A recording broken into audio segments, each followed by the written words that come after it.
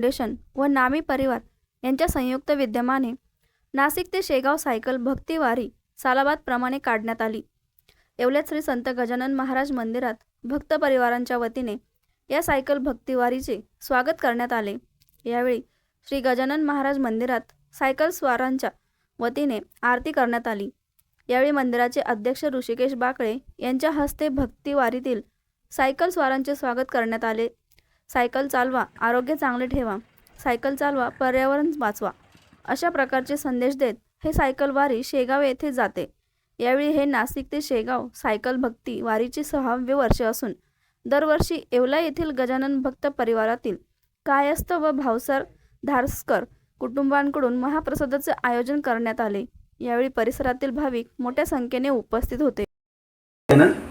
आम्ही नाशिक ते शेगाव आमची ही भक्तिवारी जी आहे, आता ही आमचं 6वं वर्ष आहे। नाशिकपासून आम्ही येवला वैजापूर असा मुक्काम असतो पहिल्या दिवशीचा। त्यानंतर वैजापूरहून आम्ही पुढे निघतो संभाजीनगरला श्री गजानन महाराज मंदिरामध्ये, तिथे दर्शन घेतो शहरामध्ये, तिथे आमचा महाप्रसाद असतो आणि सायंकाळी आम्ही करमाडच्या पुढे बदनापूर या ठिकाणी आमचा मुक्काम असतो।